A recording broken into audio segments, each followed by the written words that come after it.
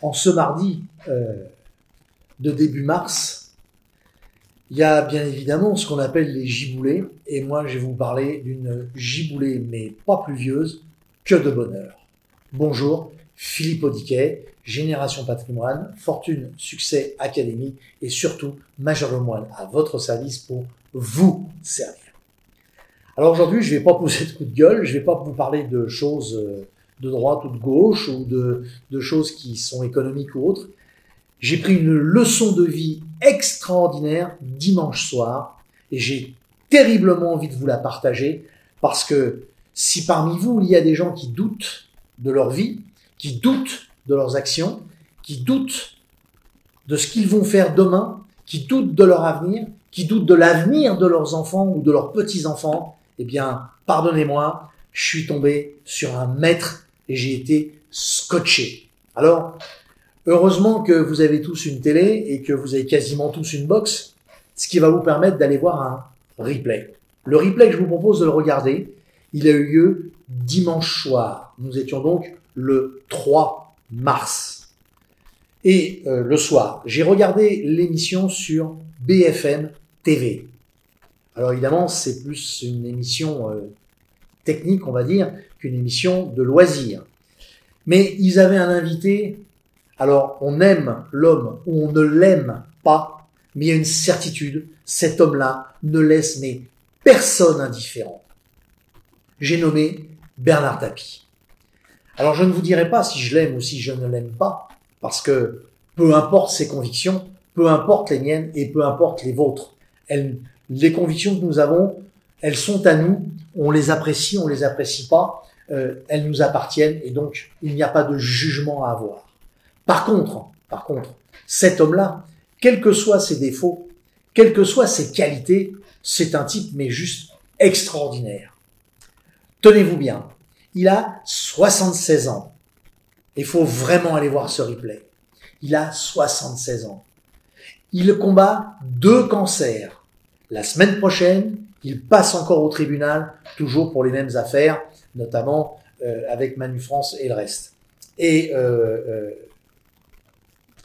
il repasse encore au tribunal pour les fameuses affaires d'Adidas.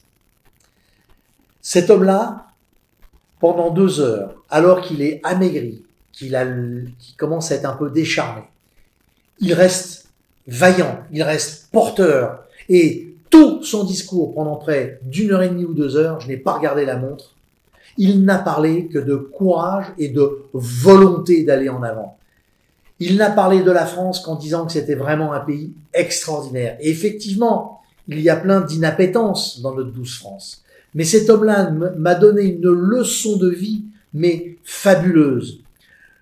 Quand évidemment, la journaliste qui l'interrogeait, y compris 2 autres personnes, enfin ils étaient 3 journalistes à la fin, ils n'arrêtaient pas de poser des questions. Et comme les journalistes, quand ils ont des questions à poser, ils écrivent la liste des questions qu'ils doivent poser ou qu'ils veulent poser, et il faut qu'ils les posent. Donc ils n'écoutent même pas les réponses. Et pourtant, mais qu'est-ce que ça fait du bien d'entendre un Bernard Tapie? Il est plein d'espoir. Aujourd'hui, quand on lui demande, mais vous êtes au début de la fin peut-être de votre vie, il dit oui, je sais bien. Généralement, en France, l'espérance de vie humaine, elle est autour de 78 ans pour les hommes. Il dit j'ai 76 ans. Eh ben j'ai encore 2 années extraordinaires. Donc mon seul vrai combat d'aujourd'hui, c'est de combattre effectivement la maladie. Et il n'en parle pas, il ne se plaint pas. Il ne parle que des gens qui étaient autour de lui et qui étaient dans des situations économiques. Une mère avec 3 enfants, seule, qui a des problèmes de cancer comme lui et qui n'arrive plus à s'en sortir, qui a une chimio qui est devenue, on va dire, moche. Eh bien non, il la respecte. Et quel que soit ce qu'il ait pu faire ou ne pas faire, quelles que soient les émotions qu'il donne ou qu'il ne donne pas, quel que soit ce qu'on ressente face à un tel individu, il y a une chose qui est certaine. Et la journaliste l'a très bien dit, il est dans le combat tout le temps. Et il nous explique que quoi qu'il se passe, quoi qu'il arrive, de toute façon, la seule chose qui compte, c'est d'aller de l'avant et de se battre.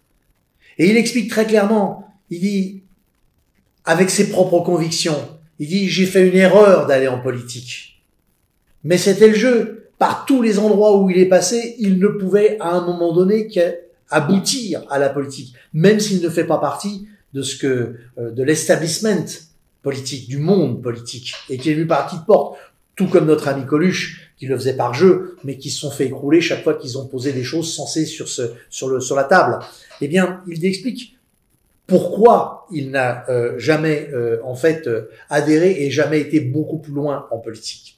Il le dit, la seule chose que j'ai pu faire de bien, c'était les maisons d'accueil. Et ça, effectivement, c'était vraiment, quand il était ministre de la Ville, quelque chose d'intéressant. Mais il explique que par rapport à ses convictions à lui, la politique, c'est d'abord d'écraser les gens de son propre clan avant de pouvoir être le porte-parole pour aller écraser les personnes adverses. En ça, c'est juste magnifique. Parce qu'il est en train de dire que pourquoi se battre avec les siens pour ensuite aller se battre contre les autres? La logique voudrait qu'on soit soudés. Et quand il explique que, en termes d'économie, il a eu la plus belle vie du monde, il a tout osé, il a tout essayé, il a conduit des voitures de course parce que ça l'amusait et qu'il a réussi à trouver le joint pour le faire. Il a été chanté parce que lorsqu'il a fait son disque, et c'est le seul disque qu'il a fait, et c'est sur la vie, c'était pour payer ses propres études. Et c'est juste, mais magique. Alors, je le redis, un homme comme ça, on l'aime ou on ne l'aime pas. Mais c'est une telle leçon de courage dans la volonté d'avancer, dans la volonté de faire des choses, que c'en est juste magique. C'en est juste, mais extraordinaire. Alors, croyez-moi, le replay sur BFM TV du dimanche soir 3 mars, il faut réellement aller le voir. Cette interview de 2 heures, il est juste, mais monstrueux. Si quand vous le regardez et que vous écoutiez attentivement, et vous n'êtes pas obligé de tout écouter, écoutez-le par fragment si vous le voulez, mais faites-le, je vous en supplie. Vous allez, une fois que vous aurez fermé votre télé, tellement d'adrénaline, tellement de pêche, rien qu'en l'écoutant par les mots qu'il dit, eh bien, croyez-moi, vous aurez envie de foncer à votre tour. Alors évidemment, il y aura encore des écueils, il y aura toujours des choses, mais croyez-moi, foncez.